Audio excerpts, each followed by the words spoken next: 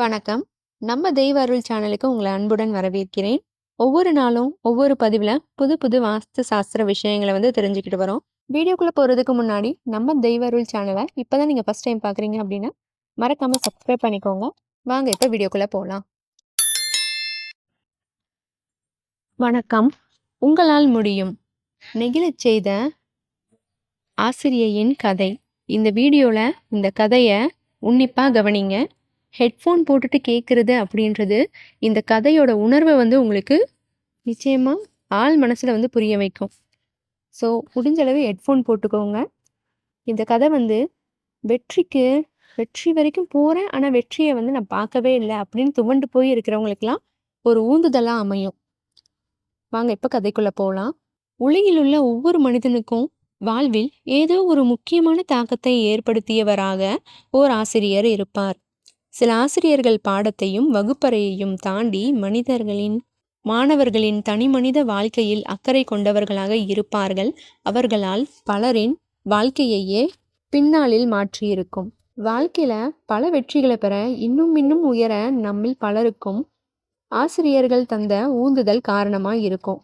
அதனாலதான் நம்ம முன்னோர்கள் அன்னை தந்தைக்கு பிறகு ஆசிரியரை தெய்வத்துக்கும் முன்னால் மாதா பிதா குரு தெய்வம் என வரிசைப்படுத்தி வைத்திருக்கிறார்கள்.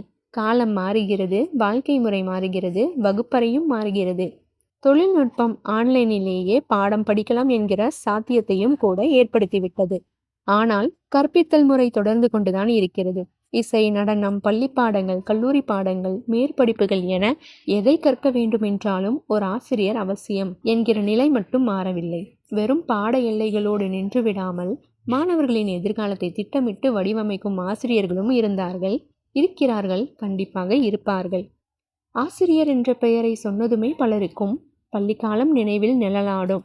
பல சம்பவங்கள் மனதுக்குள் வந்து போகும். அப்படி ஒரு சம்பவம் ஒரு தலைமுறை பிள்ளைகளின் வாழ்க்கையை மாற்றி அமைத்த ஒரு ஆசிரியர் குறித்த கதைதான் இது. அமெரிக்காவில் உள்ள பால்டிமோர் நகரில் இருக்கிறது Johns Hopkins university. Johns Hopkins என்பவரால் ஆராய்ச்சியில் ஈடுபட விரும்பும் மாணவர்களுக்காகவே உருவாக்கப்பட்ட பல்கலைக்கழகம். 2022ஆம் ஆண்டு மட்டும் இங்கே பயின்ற மாணவர்களின் எண்ணிக்கை 30,549 என்கிறது ஒரு புள்ளி விவரம். அது 1990கள் காலகட்டம். அந்த பல்கலைக்கழகத்தின் பேராசிரியர் ஒருவர் தன் மாணவர்களுக்கு ஓர் அசைன்மெண்ட் கொடுத்தார். நான் குறிப்பிடும் இந்த பகுதிக்கு நீங்கள் போக வேண்டும். அது ஒடுக்கப்பட்ட ஏழை மக்கள் வாழும் பகுதி. அங்கிருக்கும் 12லிருந்து 16 வயதுக்குட்பட்ட 200 சிறுவர்களை தேர்ந்தெடுங்கள். அவர்களின் வாழ்க்கை சூழல், பின்புலம் எல்லாவற்றையும் விசாரியுங்கள்.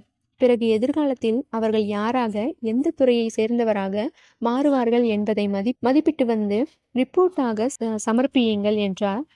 என்பதுதான் அந்த அசைன்மெண்ட். மாணவர்களும் பேராசிரியர் குறிப்பிட்ட ஒடுக்கப்பட்ட ஏழை மக்கள் வசிக்கும் பகுதிக்கு போனார்கள். பேராசிரியர் குறிப்பிட்டிருந்த வயதில் இருந்த சிறுவர்களிடம் பேசினார்கள். அவர்களின் பொருளாதாரம், வாழ்க்கை முறை அனைத்தையும் புள்ளி விவரங்களாக சேகரித்தார்கள்.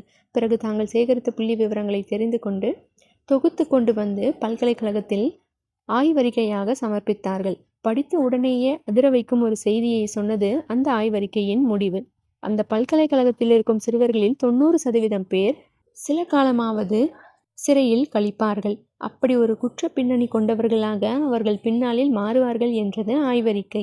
20 வருடங்களுக்கு பிறகு அதே ஜான்ஸ் ஹாப்கின்ஸ் பல்கலைக்கழகம் அதே போல ஒரு ஆய்வு, அதே பகுதி, இன்னொரு மாணவர்கள் குழுவை பல்கலைக்கழகம் அனுப்பி வைத்தது. முதலில் சென்ற குழு ஆய்வு மேற்கொண்ட சிறுவர்கள் தற்போது வளர்ந்திருந்தார்கள். அவர்களில் பலர் இப்போதும் அந்த பகுதியில் தான் வசித்தார்கள். சிலர் மட்டும் இறந்து போயிருந்தார்கள். சிலர் வேறு பகுதிக்கு குடிபெயர்ந்து போயிருந்தார்கள். ஆனாலும் முதலில் ஆய்வு செய்யப்பட்ட 200 பேரில் 175 பேரை தற்போது சென்றிருந்த குழுவினரால் சந்திக்க முடிஞ்சது. திரும்ப அவர்களிடம் பேசியதால, விசாரிச்சதுனால, புள்ளி விவரங்களை திரட்டினதுனால ஒரு ஆச்சரியமான தகவல் கிடைச்சிது. முன்னர் ஆய்வுக்கு உட்படுத்தப்பட்டவர்களில் ஒரு குழுவினரை விசாரித்ததில் அவர்களுக்கு 4 பேர் மட்டுமே சிறைக்கு போயிருந்தார்கள் என்ற தகவல் கிடைச்சிது. முந்தைய ஆய்வு முடிவை உடைத்து போடுவதாக இருந்தது உண்மை நிலை. ஆய்வுக்குழுவினர் மேலும் தீவிரமாக விசாரித்தார்கள்.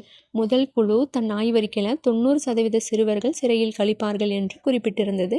ஆனால் 15% பேர் கூட அந்த சிறைக்கு போகவில்லை. காரணம் என்ன அல்லது யார்? அங்கிருந்த 75% பேர் ஒருவரை கை காட்டினார்கள். ஒற்றை மனுஷி, அவர் ஓர் ஆசிரியை, அவர்தான் எங்களை புது வாழ்க்கையை நோக்கி அழைத்து போனார் என்று நெகிழ்ந்து போய் ஒருவர் சொன்னார். அசந்து போனது ஆய்வுக்குழு. அவர் எங்கிருக்கிறார் என்று விசாரித்தது.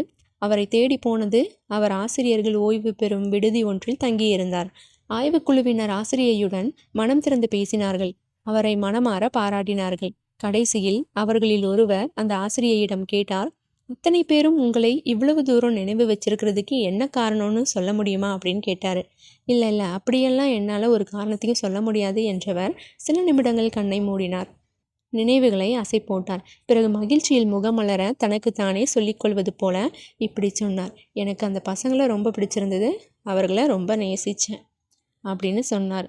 இந்த மாதிரி ஒரு ஆசிரியையோட ஒரு எண்ணம் மாணவர்களின் வாழ்க்கையில் உந்துதலாக அமையுது. இந்த கதையிலிருந்து கண்டிப்பாக உங்களுக்கு ஒரு கருத்து கண்டிப்பாக கிடைச்சிருக்கும். ஒருவர் நம்மளுக்கு ஒரு கருத்தை சொல்கிறாங்க அப்படின்னா அந்த கருத்து கேட்டுட்டு அப்படியே போயிடக்கூடாது. அந்த கருத்தை உள்வாங்கிக்கிட்டு அதை நம்ம செயல்படுத்த ஆரம்பித்தோம் அப்படின்னா நம்மளோட வாழ்க்கையும் ரொம்பவே அழகாக மாறும் அப்படின்றது தான் இந்த கதையோட முக்கியமான குறிப்பு. இது போன்ற பல வாஸ்து சார்ந்த சுவாரஸ்யமான தகவல்களை தினமும் தெரிஞ்சுக்கிறதுக்கு நம்ம சேனலை மறக்காமல் சப்ஸ்கிரைப் பண்ணிக்கோங்க. இந்த வீடியோ உங்களுக்கு பயனுள்ளதாக இருந்துச்சுன்னா மற்றவங்களுக்கும் ஷேர் பண்ணுங்கள். நன்றி.